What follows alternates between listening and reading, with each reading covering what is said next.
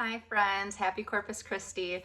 Today I am on kind of a personal retreat at my parents' lake house, which I've been so grateful for. Last night was the first night that I spent away from my kids ever since having my firstborn 5.5 years ago. Other than giving birth to subsequent babies in the hospital, I've never intentionally gone away by myself to kind of re-energize, reset a little bit, and it's been a really enlightening and fulfilling weekend. If you've been around for a long time, 10 years ago, I owned my own house. I lived by myself. I was very comfortable. I had been discerning the religious life or the consecrated single life, and ultimately discerned marriage due to the fact that I had a brain tumor and called around to Carmelite orders, and they were basically like, no, we wouldn't be able to take you. You have to be super, super healthy to live this lifestyle and everything else. So ultimately, I knew that God was calling me to marriage. I had wanted to be a stay-at-home mom ever since I was in 8th grade. I knew that I wanted to have babies and raise them a little bit differently than how my parents did. And I've definitely learned a lot from them, obviously, and still do. I call my mom pretty regularly for different advice on varying topics.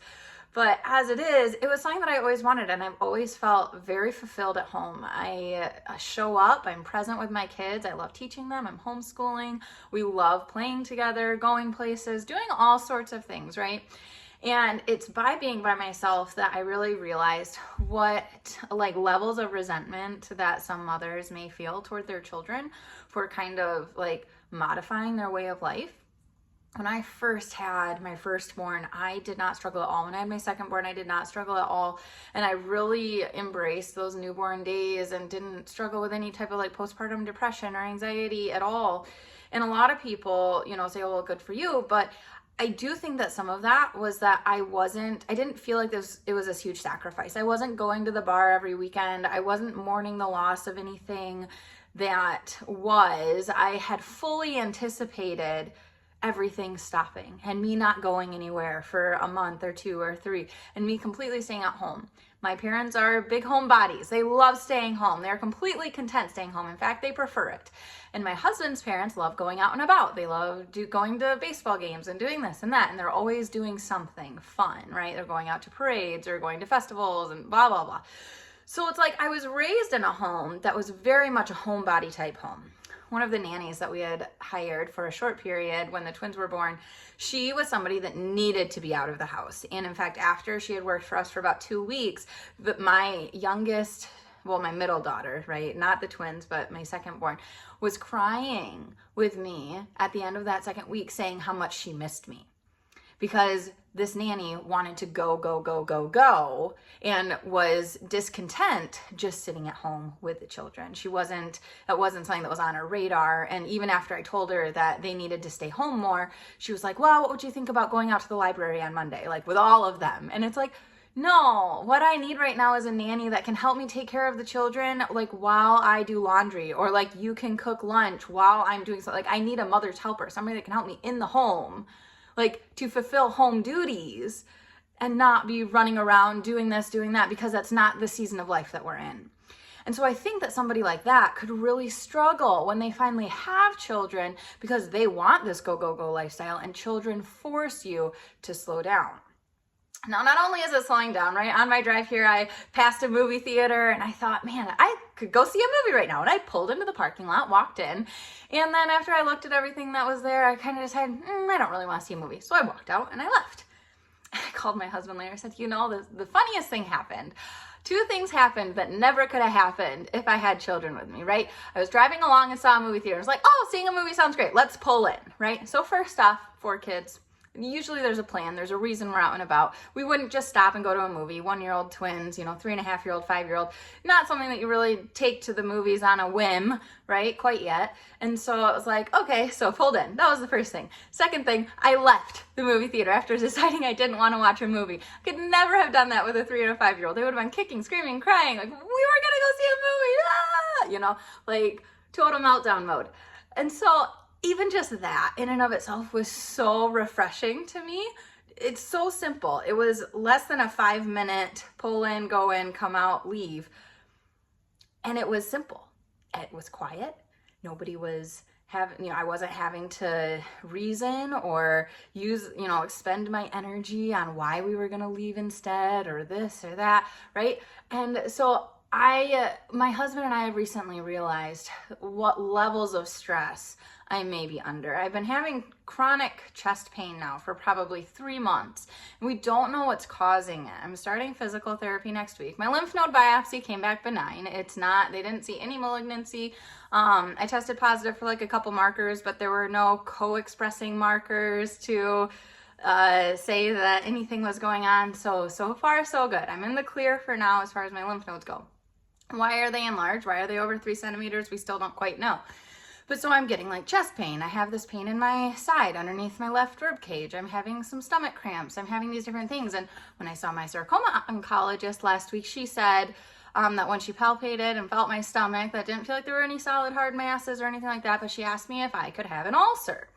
And, my husband and I have been discussing, well, is this chest pain just from stress? Is it because I had this year long of adrenaline going on with the twins? Because for probably the first 3 months, I tried parenting them in the same way that I parented my single babies. It was like constantly attending to every single need, here, there, everywhere else. Like between the, at the time, 2 and 3 year old and the twins, it was really a 3-person job. If there was one extra helper, it was great. We were a little bit more balanced, but something still wasn't getting done. Either the oldest weren't getting played with, or, dinner wasn't getting cooked, or something wasn't happening. Laundry wasn't getting folded, right?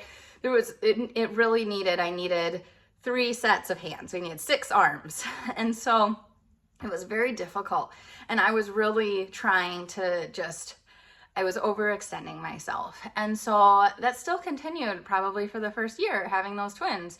It was just very, very high stress and high anxiety, a lot going on at every single moment, not really any downtime at all. And so now here we are, they're almost a year and a half, and we are like, okay, am I coming down from this am I kind of crashing from this intense phase of life? And that might be it, right? And so when the sarcoma oncologist asked me if maybe I could have an ulcer, that really woke us up, right? I'm going to be seeing my primary care this week or next week to discuss that possibility and what that might look like. But just based on all my different symptoms and everything going on, it's like, okay, am I really under like that much stress? Because it would make sense, if we really take a step back and look at it.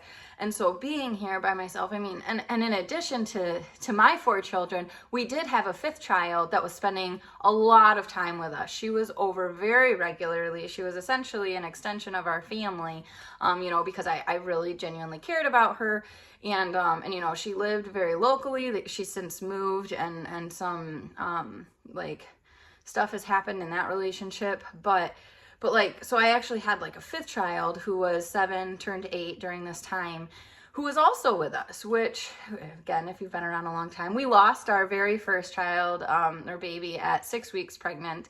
And so she was kind of that age of where my firstborn would have been. So really, it kind of just felt like pretty natural to have another child around. I guess once you have 4, what's more? It's not that big of a deal. And so I had this stress though, right? And then there were other factors that went on with that have added additional stress to my life also.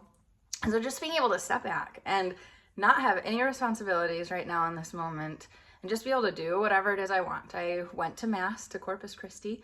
I sang. I was able to close my eyes for the prayers and engage myself fully in the Mass.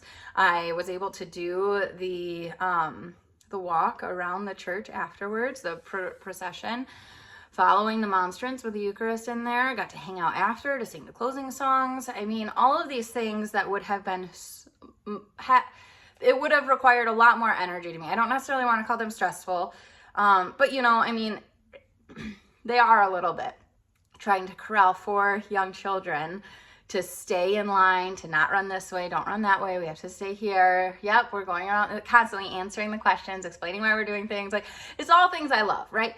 But I think that we need to prioritize my breaks a little bit more. My husband actually is the one that suggested it. He said that he thinks I need to do this probably once every 3 months. And I said, I was thinking more like once a month, but okay, yes, like maybe every 6 weeks, let's meet there, right? And that just might give me that opportunity to regroup and reset so that I'm not so stressed out, because it definitely comes out in my interactions with my children where like, I can't handle an additional mess that could have been prevented. Why did you leave your cup of water on the edge of the table where the baby can now reach, and there are 2 babies, so I can't keep all my eyes on all the children at every single moment. I need everybody to cooperate and follow the rules and make sure you're following all these little things and thinking ahead, right? To be like, oh, I can't leave this cup on the edge of the table. A baby might get it. I need to move it. Either like I need to put it by the sink, up on the counter where the baby can't reach. Just and not having an unrealistic expectation of the children based on their ages. My oldest is 5. She's almost 5.5. She's still pretty young. She is very helpful. My 5-year-old is very helpful. She's very responsible. She'll even look after, not look after, but she will follow up with my 3.5-year-old and say, you didn't pick up your plate, come get your plate. I remind her, I'm like, I can handle her. Just you worry about yourself. Just thank you for letting me know that her plate is there, but you don't have to enforce rules, right? If she's not listening to me to go to the bathroom, because I can tell she has to go, you don't have to force her to the bathroom. Just stop. I will help her, do the things that I need her to do. You don't worry about that.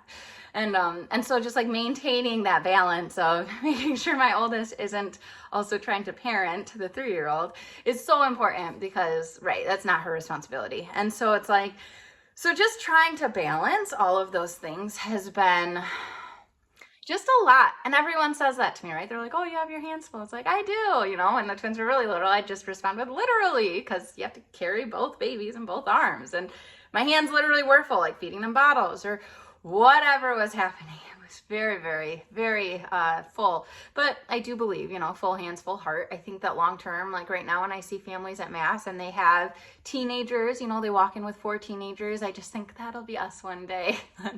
One day we'll all be focusing on the Mass and we won't be trying to corral toddlers. Last week is such a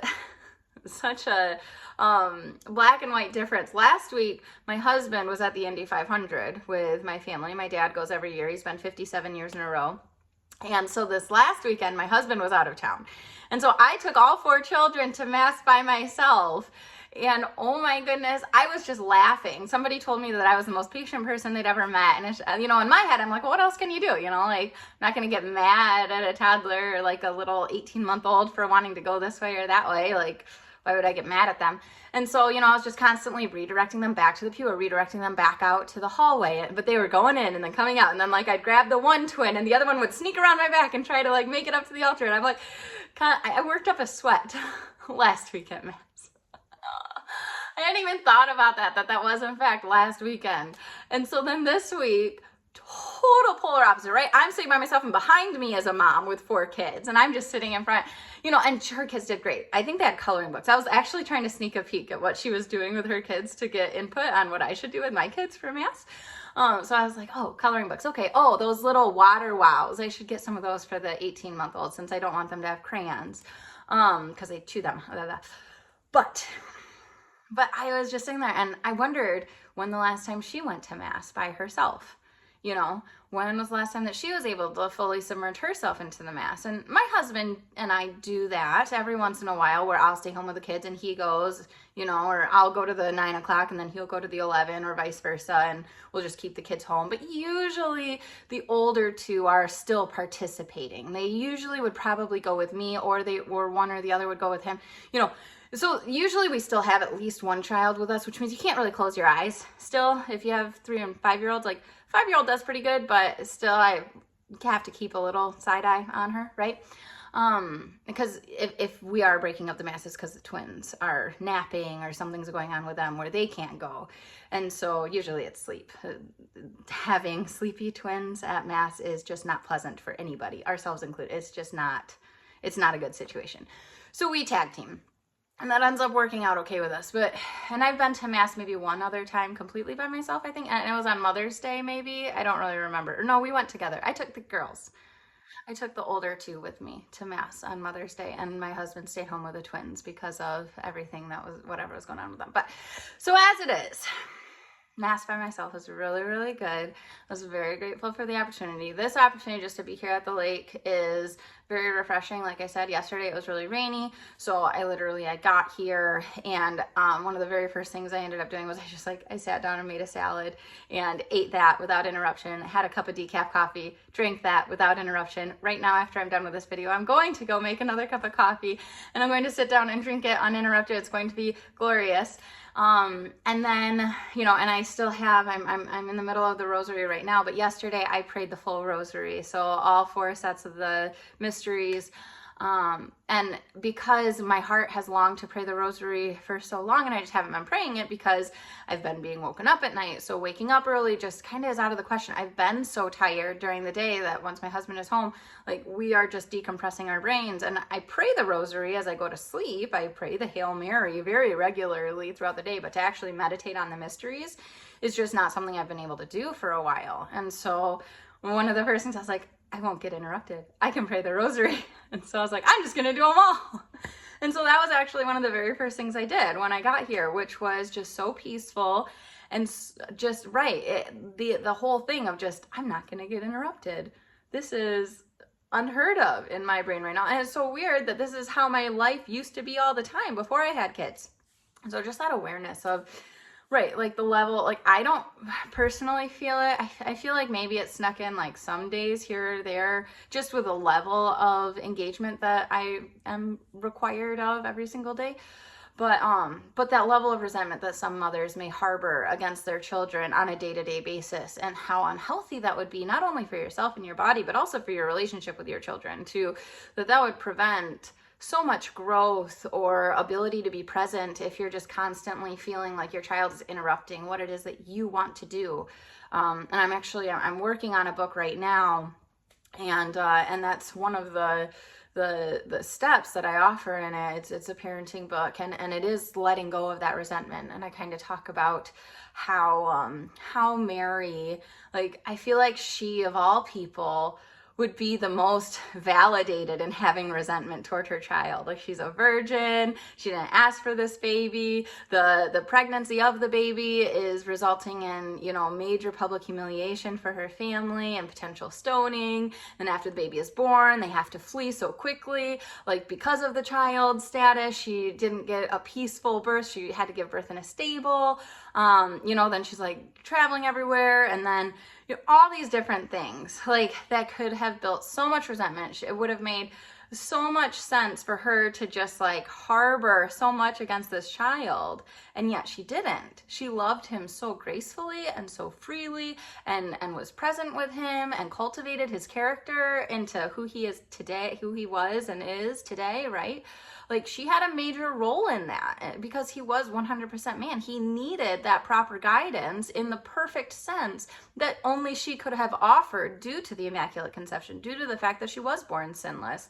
And so her presence with her child is what has created the man that ultimately died for our salvation. And so that, because the whole premise of the book essentially is how do we parent more like Mary? How can you become more like Mary? How can you follow in her footsteps? How can we look to her and understand the motherhood dynamic by looking to her, right?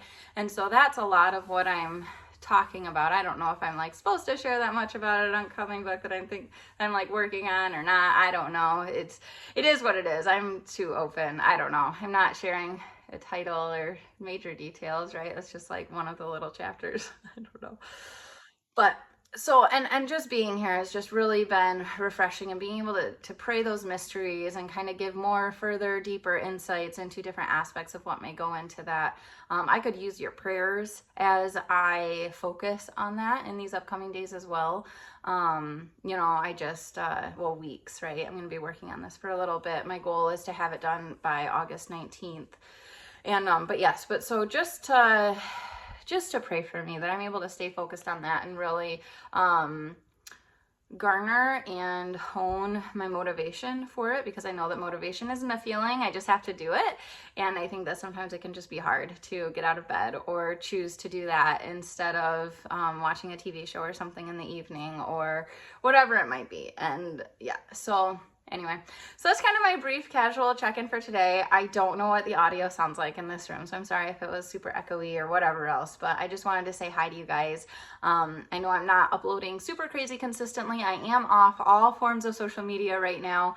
I just feel like I've been spending too much of my life in front of a camera when it really should be more consistently served in front of my children. And so I don't know, I had never asked to be an influencer in the way that it happened. It was just kind of fun and an outlet for me while I was struggling with my new brain tumor diagnosis, right? And so that was really my purpose of why I was on there. And turns out some people like my personality. That's nice, right? But like my day-to-day personality or me acting out silly things or my sense of humor, a lot of those different things were appreciated. And so that really, it is uplifting to me because I know that I'm not always the easiest to like, but a lot of people did and a lot of people do. And I still get recognized. And, you know, I mean, it's crazy how much I get recognized. It's weird to me because, yeah, I mean, right. I wouldn't have ever guessed that many people would recognize my face. The most recent one, somebody was like, has anyone ever told you that you look like a TikToker? And I was just like, well, I am. It's like that is me. Hi. And so, you know, just right. And so it did shift our life a lot. And I'm just grateful to be off social media right now and just kind of taking that step back and refocusing my efforts, just like I am here, right, in this lake house. And being able to take a breath and just, right, do whatever it is that feels right in the moment. So, yeah. So that's kind of what I'm up to today. I do hope that you had a fruitful Corpus Christi as well. Over on Patreon, my first patron is getting a mug. I have a little, today I choose the Authoritative Approach mug that has a bunch of different virtues that we cultivate in our parenthood.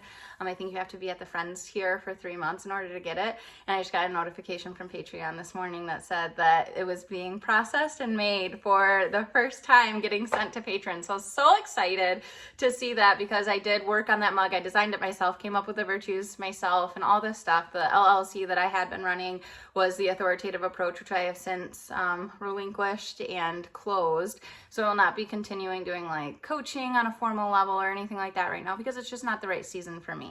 And I'm just so grateful to have discerned that. I plan on actually closing my Etsy shop as it is. It's been on vacation mode for 18 months now, 16 months, whatever. And I just don't think that it's what I'm being called to right now. And I'm still getting, the little fees every month or couple months of, hey, we've taken $1. Hey, we took 40 cents. Hey, we took this. And it's like, I think at this point, it's just time. I'm just going to close it and come back to it again sometime, maybe, who knows? But I just know that right now I am definitely being called to be present with my children, to establish our normalcy, especially after the last 9 months of having the additional child around, which I don't think that we will be seeing her much at all anymore. But I just, pray that her mom and dad and family, that they are able to grow just ever stronger as a family unit, in their new space. And, that everyone there feels fulfilled and loved and feels the peace of the Lord, right? That things are being properly tended to and everything in that nature. That's just my biggest hope and prayer for her and her family, right? Is just that continuity of spirit that I talk about as being so necessary in parenting, like having that continuity of spirit with your kids, to know what it is that they need, to be listening to them and treating them, as you want to be treated. It's as we would treat any other person, like, yeah, so right. So I think that's very, very important, and that we do need to go to whatever means that we have to and can to ensure that that's occurring, right? And so yeah, so that's today. Thanks for watching. Thanks for saying hi. If you have any further comments or want to share how your Corpus Christi went, I'd be happy to read about them in the comments throughout the week. Otherwise, God bless you, and I look forward to chatting with you again soon. Take care.